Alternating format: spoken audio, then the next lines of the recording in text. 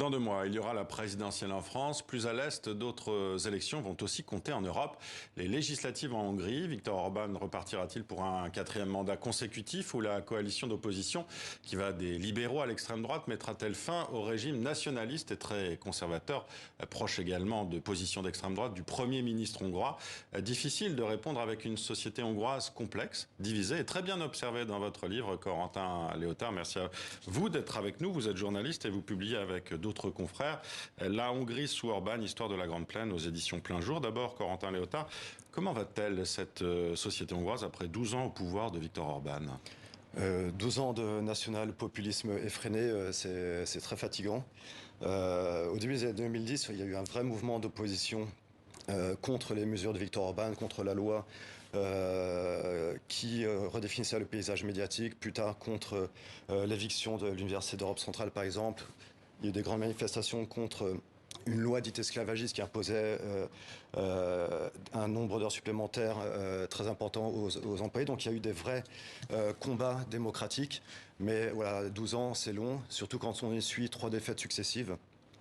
Mais il y a quand même il y a encore un peu d'énergie. Au mois de septembre, il y a une très belle élection primaire de l'opposition qui a été suivie par 800 000 personnes qui ont voté. Donc c'est un nouveau souffle démocratique que l'opposition espère traduire dans les urnes le 3 avril. On pouvait s'attendre à ce que ce soit la gauche, justement, qui batte électoralement Viktor Orban, en tout cas qui se présente contre elle.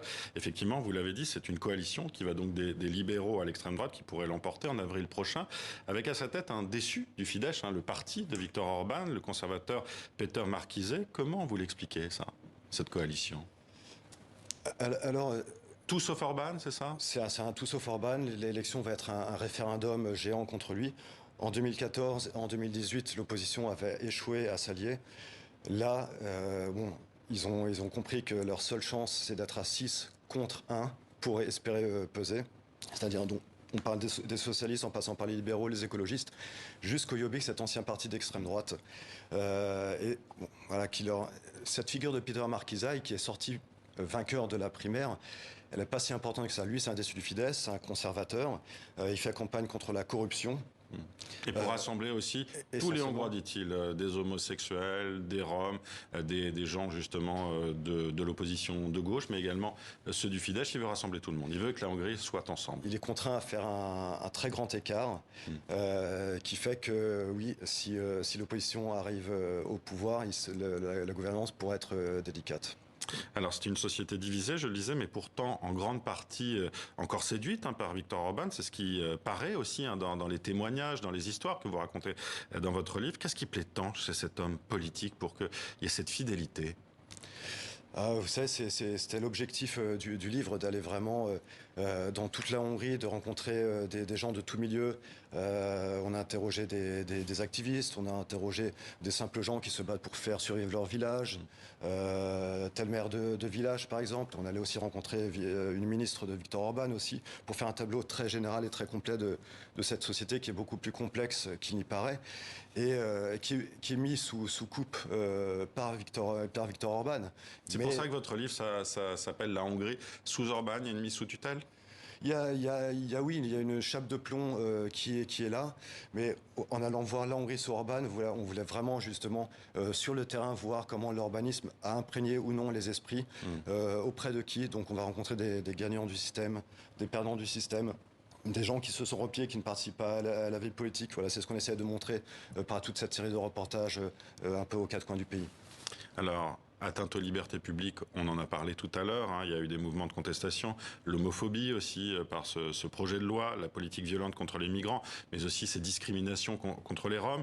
Le Fidesz de Viktor Orban a accumulé les positions très clivantes. Certains dans votre livre, vous l'avez dit, s'insurgent, mais on a l'impression que c'est loin d'être une majorité. Pourtant, c'est à cause de cette urbanisation dont vous parlez? Viktor Orban a entre 2 et 3 millions d'électeurs. Sur un pays de 10 millions d'habitants. Donc en fait, la majorité du pays n'a jamais voté pour lui et ne votera pas pour lui aux prochaines élections. C'est la minorité la mieux organisée du pays, en fait, on peut dire. Et avec cette minorité très bien organisée, ils peuvent avoir les deux tiers du Parlement à la faveur d'un système électoral très favorable. Qu'ils ont mis en place eux-mêmes, il faut aussi le dire, ça clairement. Qu'ils ont mis en place eux-mêmes et qui leur permet de gouverner avec les mains libres depuis maintenant 12 ans. Et justement, on va reparler de cette coalition. Si elle arrive au pouvoir en avril prochain, elle n'aura malgré tout pas les mains libres. Justement, il faudrait tout revoir constitutionnellement. C'est possible, ça? Les juristes... c'est comme ça que vous concluez votre livre, d'ailleurs, c'est très compliqué. Voilà, le livre n'est pas un livre sur les élections, c'est pas une analyse politique. On a voulu vraiment faire quelque chose qui ne soit pas périmable dans le temps. Mais à la fin, effectivement, du livre, on ouvre sur la perspective de ces élections qui approchent et qui vont être décisives. Non seulement pour la Hongrie, mais toute proportion gardée pour l'Europe aussi. Oui, parce qu'il faut quand même le dire, Viktor Orban, il se place comme l'espèce de héros de la contre-diplomatie européenne, proche de la Russie ou de la Chine. On le voit en ce moment que Budapest est aligné sur les positions de Moscou. Et plus largement, Budapest est devenu un point d'ancrage pour les extrêmes droites d'Europe occidentale. Donald Trump soutient à bras-le-corps Viktor Orban et sera peut-être de passage à Budapest prochainement.